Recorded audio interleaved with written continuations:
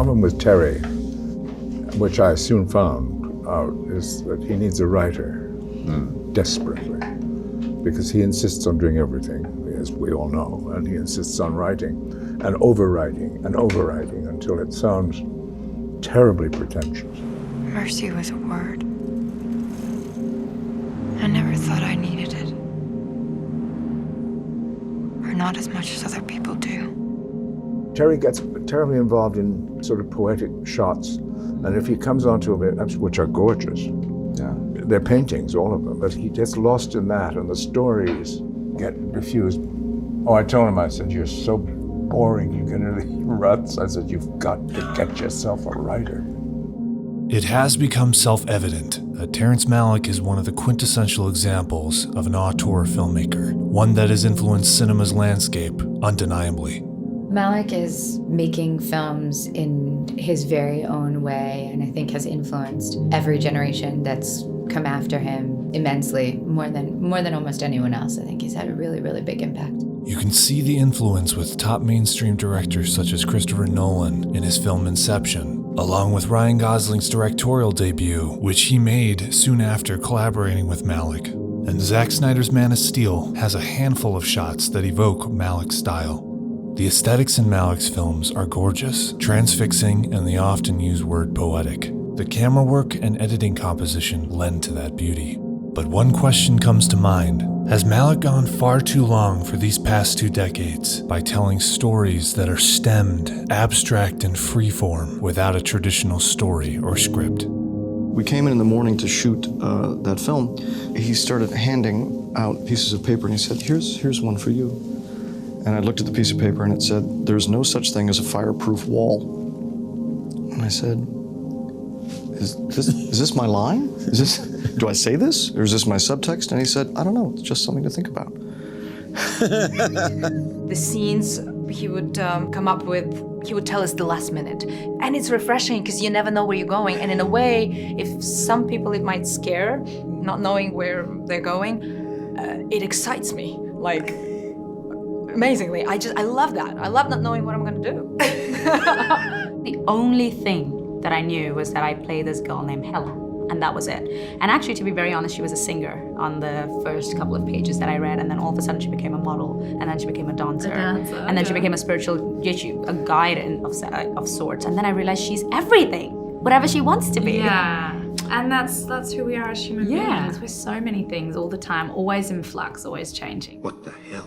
For the actors to really understand their characters was a constant evolution. It was something that was much different on day 1 than it was on day 30. In many ways, it wasn't a story that was crafted, it was one that was discovered. Though an undeniably a liberating prospect for an actor, when it comes to putting it all together, does it end up being a search through the chaos to try and include everything he's shot? Anyone who gets involved with a Terry film, they know that, look, I'm either not in the film or I might be the lead in the film. He edits his films in such a way that he cuts everybody out of them, the story of Adrian Brody. He was the lead in the movie. Yeah. I was in that film. I was cut out too. I was happy.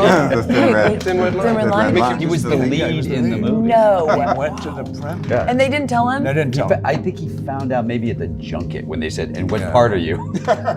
This is going to be a fun movie for you to watch because you don't really know what movie you've made. No. And that's great. And Terry may not either, but we don't know. Yeah, you don't know. Malick's notions to begin stripping away the tried and true traditions of filmmaking occurred when he returned after a 20-year hiatus to make The Thin Red Line. And so I did this whole speech, this long scene, and then at the end of the day, we were sitting at dinner together, and Terry says to me, you know, John, I'm always slightly disappointed when you all open your mouths to speak. I almost wish the picture could play like a silent picture. And I was like, oh. Well, needless to say, the speech is not in the movie.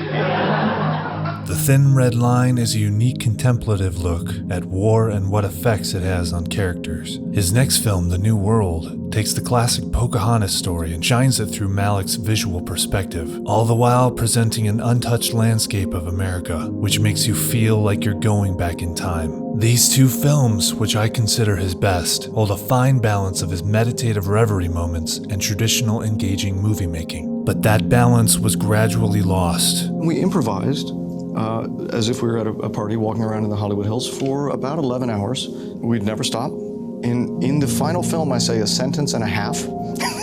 Really?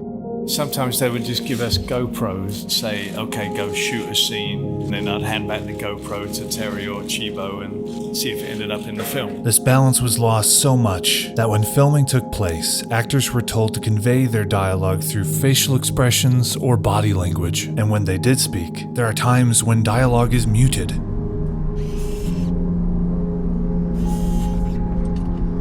Some may call it a lack of understanding on my part with the way he chooses to tell a story, but I don't think it's that way at all. A writer and director that comes to mind when I think of a similar way of focusing almost entirely on subjects alone without a concentrated attention to narrative is Richard Linklater. His Before trilogy is the most unique, romantically authentic, and beautiful fictional narrative about characters in film history. Their visual styles are quite dissimilar. Linklater's camera is usually steady and neutral, allowing for the interactions to play out naturally, while Malick's is mostly handheld, typically with an affixed wide lens. But what about their engagement with the actors and the script? While Malick abandons linear progression and preparedness, Linklater thrives. The viewer might think it's improvised, like, oh, you just turn on camera and that happened. That's a compliment, because we work really hard to make it feel that way. How do you achieve that level of naturalism in your acting? People love to think it's improvisation, so we never go to the set to improv. Stop blaming me for everything that is wrong in this whole thing with your wife. Wait, You should have, oh yeah, I forgot. You should have dealt with it a little better back then. You know, she wouldn't have hated us so much. Can we go back? Because something is off. Okay, you should have dealt with it a little better back then. Okay, I screwed up. I gotta change the energy in the room. Okay, hey, I screwed up. People want this magic myth. You know, regular, ordinary, hard work is not enough for some people. And the way you get this level of naturalism in the Before trilogy is rehearsal. I don't want to live a boring life where two people own each other, where two people are institutionalized in a vow. I want to live a boring life where two people own each other, where two people are... Not so fast, Julie. Yeah, if you run out, we got no end. Then on the antithesis, in one haphazard yet succinct moment, Christian Bale sums up Malick's method. There was a script, but he really never paid any attention to it. Like, he was kind of, let's get rid of that.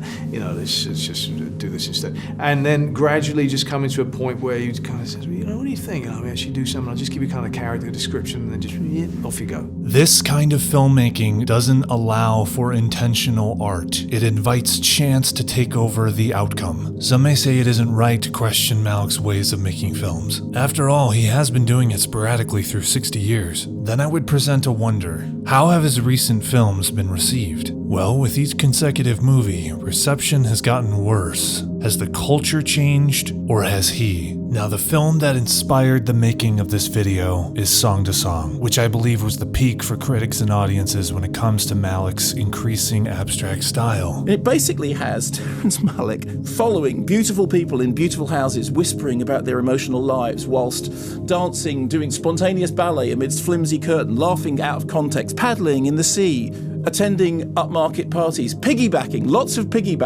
of impromptu piggybacking and group interactions of an intimate discussion, and then more piggybacking. He shoots 1 million feet of footage and edits it down to 2 hours. It's like, yeah, it's easy to do that when you don't plan on any of it making sense. Oh, yeah. I mean, there's barely any dialogue. It's all inner monologue from vapid people who really have nothing going on. I mean, it's like they think they're deep, and I guess you're supposed to think they're deep, but they're not. When you stop and listen to what they're saying, you're like, you're a moron. The use of sunlight and the naturalism, it's gorgeous. I would care more about these people if there was more to them. I would care more about all of the dreamlike setting. If there was more to them, I couldn't even recall until the credits rolled what their names were. The matter at hand is not a question of how he shows, but rather what he shows. In his recent films, it's impossible to get a glimpse of a scene with characters that naturally play out without chaotically jumping in and out or around itself. Here is a scene that shows the mother of Cate Blanchett's character poking holes in her relationship with Ryan Gosling's character. After Cate Blanchett leaves the table from becoming upset,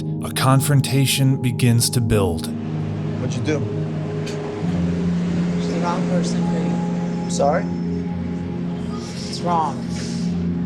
But detrimentally, all the tension that was built subsides. Gosling follows Blanchett onto the street for a period of shots, which amounts to her laying on a bed, seemingly with a headache. That's it. To say I was disappointed with this scene would be an understatement. It becomes frustrating. It's a scene that represents most of how I feel towards Malick's recent filmography.